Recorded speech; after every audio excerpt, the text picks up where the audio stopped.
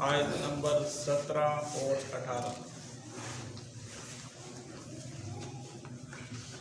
مثلہم، مثل مثال، ہم ان کی، کاف تشبیہ کے لیے، کمثل جیسے مثال، جیسے مثال۔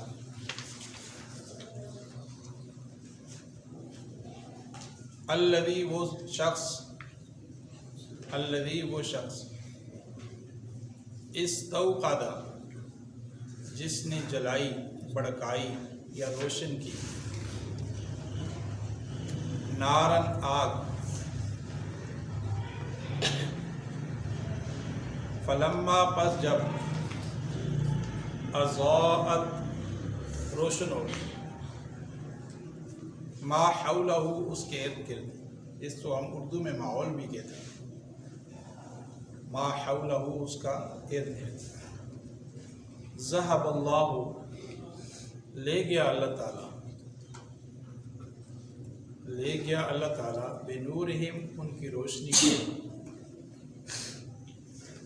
با منا ساتھ، نور منا روشنی، ہم منا ان کی، واو منا اور، ترکا چھوڑ دیا، واحد مذکر غائب کا صیغہ ہے، ترکا، ہم ان کو چھوڑ دیا ان کو، فی منا میں، جہاں بھی قرآن میں آئے گا، ظلمات اندھیرے، لا یبصرون نہیں دیکھ سکتے ہو، سمن بہرے، بکمن گونگے ہیں، عمیون اندھے، فہم پس وہ، لا یرجعون نہیں لوٹ کے آ سکتے۔ بامحاورہ ترجمہ کر لیتے ہیں۔ مثال منافقین کی اس شخص کی مثال کی طرح ہے جو رات کے وقت آگ جلاتا ہے، اور جب آگ جل جاتی ہے پوری طرح، روشنی بھی ہو جاتی ہے اور اس سے گرمی بھی حاصل کرتا ہے، تو اچانک جو ہے وہ آگ ختم ہو جاتی ہے، اللہ تعالیٰ اس آگ کو لے جاتا ہے اور اندھیرا کر دیتا ہے، اندھیروں میں انہیں چھوڑ دیتا ہے، وہ دیکھ نہیں سکتے، آگ کی روشنی بھی ختم، دیکھنے سے بھی محروم اور آگ کی گرمی سے بھی محروم۔ فرمایا یہ لوگ بہرے ہیں، ان کی صلاحیتیں اتنی خراب ہو گئی ہیں کہ انہوں نے اپنے آپ کو اتنا اللہ سے دور کر دیا ہے کہ حق بات سننے کی صلاحیت ہی نہیں رکھتے، اور بہرے ہیں، بولتے تو ہیں لیکن حق بات کہنے سے گونگے ہیں، اور اندھے ہیں، دیکھتے تو ہیں، اصل میں آنکھیں ٹھیک ہیں لیکن دل ان کے اندھے ہو گئے ہیں، اور یہ واپس نہیں پلٹ سکتے۔ اللہ تعالیٰ نے ان آیات مبارکہ کے اندر منافقین کی جماعت کا ذکر کیا ہے،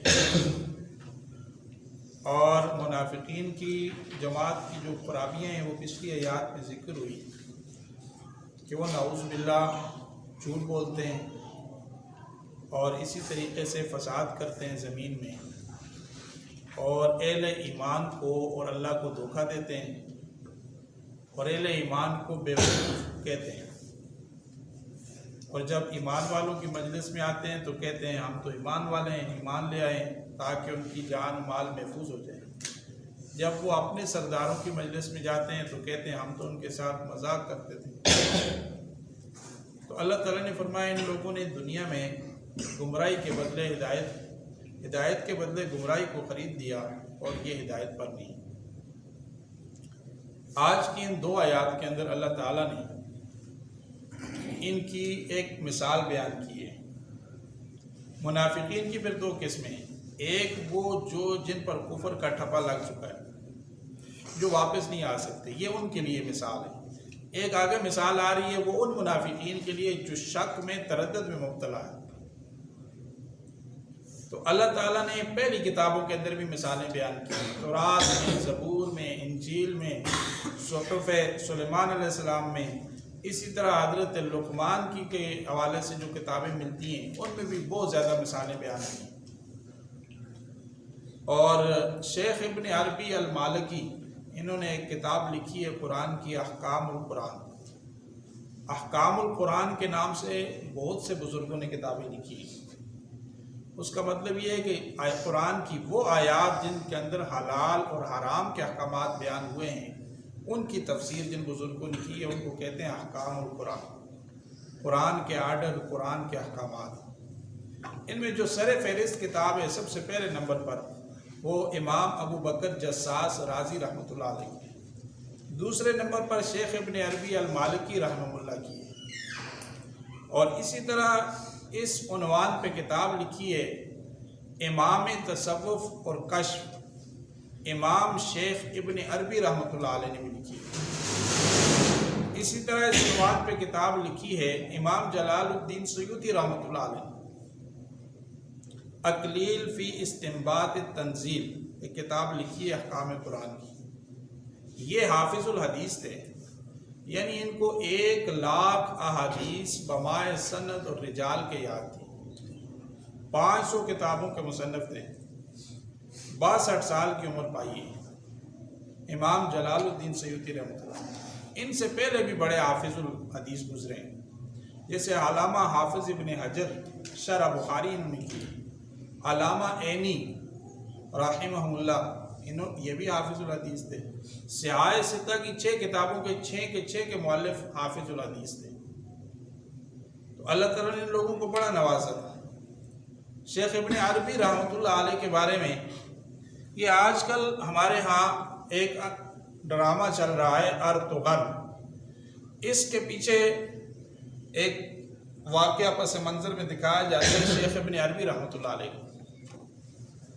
یہ بہت بڑے اللہ کے ولی تھے، موحد تھے، یعنی اس خلافت عثمانیہ کے پیچھے سب سے زیادہ ان کا ہاتھ تھا۔ یہ لوگ جنہوں نے خلافت عثمانیہ قائم کی، یہ ان کے عقیدت مند تھے اور ان سے اصلاح کروائی۔ اللہ تعالیٰ نے ان کو کامیابی بھی عطا فرمائی۔ تو بعض حوالے سے بعض لوگوں نے ان کے بارے میں عجیب باتیں کی ہیں، لیکن وہ ٹھیک نہیں ہیں۔ یہ موحد تھے، اللہ کے ولی تھے اور نیک انسان تھے۔ ان کی بہت ساری کتابیں ہیں، بعض کتابوں میں بعض لوگوں نے خود سے گڑبڑ کی ہے، خود ان کے حقیقی نظریات جو تھے وہ ٹھیک تھے۔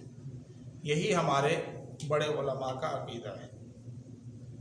تو شیخ مالکی رحمۃ اللہ علیہ وہ کہتے ہیں صرف سورہ بقرہ کے اندر 1000 مثالیں اللہ نے بیان کی ہیں، صرف سورہ بقرہ میں 1000 مثالیں۔ اب مثال اللہ کیوں بیان کرتے ہیں؟ اس کی وجہ یہ ہے کہ عقلی چیز کو احساس میں لایا جائے۔ وہ چیز عقلی ہے لیکن وہ محسوس ہوتی ہے مثال کے ذریعے۔ اور مثال میں 2 چیزیں ہیں، مثال کے ذریعے کسی چیز کو ثابت کیا جاتا ہے، یا مثال کے ذریعے کسی چیز سے نفرت دلائی جاتی ہے۔ یہ 2 باتیں ہوتی ہیں۔ جیسے اللہ نے قرآن میں ذکر کیا یہودیوں کے بارے میں، مثل الذین حملوا التوراۃ کمثل الحمار، یہودیوں کی مثال ایسے ہے جنہوں نے تورات کو اٹھایا جیسے گدھے کی مثال، یحمل اسفارا، وہ بوجھ اٹھاتے ہیں، یعنی گدھے کے اوپر آپ کتابیں رکھ دیں یا لکڑیاں رکھ دیں، اسے نہیں پرواہ، اس سے اس نے بوجھ اٹھانا ہے۔ گویا انہوں نے تورات کا حق ادا نہیں کیا۔ اللہ تعالیٰ نے ان کی مثال گدھے کے ساتھ دی۔ اور بھی قرآن کے اندر بہت ساری مثالیں ہیں۔ تو مثال سے چیز قریب الفہم ہو جاتی ہے اور آسانی سے سمجھ میں آ جاتی ہے۔ اللہ نے یہاں مثال دی منافقین کی، فرمایا کہ منافقوں کی مثال ایسے ہے جیسے کوئی شخص رات کے وقت اندھیرے میں آگ جلائے تو روشنی ہو جاتی ہے، اور اچانک وہ آگ اللہ تعالیٰ لے جائے تو روشنی ختم، اندھیرے میں رہ جائے۔ یہ حضور علیہ السلام کے مجلس میں جا کے بیٹھتے تھے، صحابہ اکرام کے مجلس میں بیٹھتے تھے، تو یہ روشنی تھی ایمان، لیکن کیونکہ انہوں نے دل کے اندر اس کو نہیں لایا تو اس لیے وہ جو ہی وہاں سے نکلے تو اندھیرے میں چلے گئے، اب دیکھ نہیں سکتے، اور ان کے اوپر ٹھپا لگ گیا۔ یہ پکے دل کے اعتقادی منافق تھے۔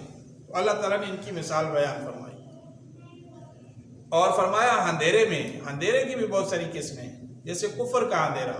قرآن کہتے ہیں اللہ ولی الذین آمنوا یخرجہم من الظلمات الی النور، اللہ ایمان والوں کا دوست ہے، اندھیروں سے ان کو روشنی کی طرف لاتا ہے۔ اور اسی طرح جھوٹ اور دروغ گوئی کا اندھیرا، بما کانوا یکذبون، یہ جھوٹ بولتے تھے، یہ بھی ایک اندھیرا ہے۔ اور دھوکہ دینا، یخدعون، یہ بھی ایک اندھیرا تھا ان کے لیے۔ جہالت بھی ان کے لیے ایک اندھیرا تھی۔ جہالت کی 2 قسمیں، ایک جہل بسیط، ایک جہل مرکب ہے۔ جہل بسیط کہتے ہیں کہ ایک انسان کسی فن سے کسی علم سے ناواقف ہو، اگر اس کو جان لے تو وہ جہالت ختم ہو جائے گی۔ ایک جہل مرکب ہے کہ ایک انسان کسی صحیح چیز کو غلط معنی پہنا دے، اس کا غلط مطلب لے لے، تو یہ بڑا خطرناک ہے۔ یہ جہل مرکب میں تھے یہ منافقین، ان کو حق بات جانتے ہوئے بھی اس کو غلط مفہوم پہناتے تھے، اور جہالت کا اندھیرا ہے۔ اسی طریقے سے قبر کا بھی اندھیرا ہے۔ حدیث مسلم ہے، فرمایا کہ قبر جو ہے وہ اپنے مکینوں کے لیے ان کے اندر اندھیرا پڑا ہوا ہے، سوائے اس کے کہ انسان نیک اعمال لے کے جائے، نماز لے کے جائے، قرآن لے کے جائے اور اعمال صالحہ کی طاقت لے کے جائے تو پھر قبر میں روشنی ہے۔ اور اس طرح ظلم بھی اندھیرا ہے۔ کفر اور شرک بہت بڑا ظلم ہے۔ قرآن کہتے ہیں والکافرون هم الظالمون، کافر ہی ظالم ہے، ان الشرک لظلم عظیم، شرک بہت بڑا ظلم ہے۔ تو گویا کفر بھی اندھیرا ہے، شرک بھی اندھیرا ہے، جہالت بھی اندھیرا ہے، تو یہ سارے اندھیرے ان منافقین کے اندر پائے جاتے ہیں۔ سمن بہرے ہیں، اب سنتے تو تھے یہ سارے، کان تو ٹھیک تھے ان کی، لیکن انہوں نے اپنی صلاحیت کو خراب کر دیا تھا، یہ حق بات نہیں سنتے تھے۔ بکمن گنگے ہیں، وہ بولتے تو تھے لیکن عن قول الحق، حق بات کہنے سے گنگے ہیں۔ عمیون اندھے، وہ دیکھتے تو تھے، فَإِنَّهَا لَا تَعْمَى الْأَبْصَارُ، ان کی آنکھیں اندھی نہیں ہیں، قرآن کہتا ہے وَلَكِنْ تَعْمَى الْقُلُوبُ الَّتِي فِي الصُّدُورِ، ان کے دل اندھے ہیں جو سینوں میں۔ تو انسان اللہ سے اتنا دور ہو جاتا ہے گناہوں کی وجہ سے، اس کا دل جو ہے وہ اندھا ہو جاتا ہے۔ فرمایا فَهُمْ لَا يَرْجِعُونَ، یہ لوٹ کے نہیں آئیں گے۔ تو اللہ تعالیٰ سے دعا ہے اللہ ہمیں قرآن کو سمجھنے، سیکھنے اور اس پر عمل کی توفیق عطا فرمائے۔